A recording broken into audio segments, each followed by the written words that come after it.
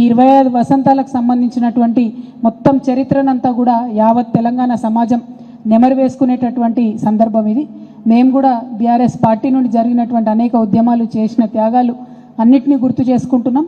గుర్తు చేసుకోవడమే కాకుండా ఈ ఏప్రిల్ 27 నుంచి మొదలు పెడితే వచ్చే ఏప్రిల్ 27 వరకు కూడా ఈ సంవత్సర కాలం మొత్తం కూడా అనేకమైనటువంటి సాంస్కృతిక కార్యక్రమాలు చేస్తాం. బీఆర్ఎస్ పార్టీకి సంబంధించి మరి కేసీఆర్ గారికి సంబంధించి మొత్తం బీఆర్ఎస్ పార్టీ నడిపించినటువంటి ఉద్యమానికి సంబంధించి అనేకమైనటువంటి అంశాలను కూడా ముందుకు తీసుకొని పోతాం. ఇవాళ పెద్దపల్లి ఆధ్వర్యంలో పెద్దపల్లి జిల్లాలో మరి చాలా పెద్ద సంఖ్యలో బీఆర్ఎస్ పార్టీకి ఎప్పుడైనా మద్దతు లభించింది.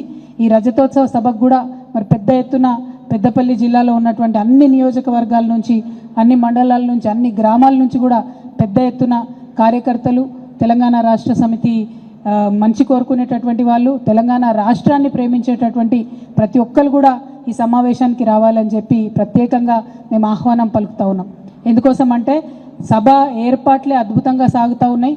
దాదాపు 13-1400 ఎకరాల్లో సభాస్థలి ఉండడం, మజ్జిగ ప్యాకెట్లే దాదాపు 20-25 లక్షల పైచీలకు మజ్జిగ ప్యాకెట్లు పెడతా ఉన్నామంటే వచ్చేటటువంటి ప్రజలు ఎంతమంది ఉంటారో, ఆ జనవాహిని ఏ విధంగా ఉంటుందో నిజంగా తెలంగాణ యావత్తు కూడా వచ్చి చూడాల్సినటువంటి ఒక సమావేశంగా, చరిత్రలో నిలిచిపోయేటటువంటి సమావేశంగా ఇది ఉండబోతా ఉన్నది.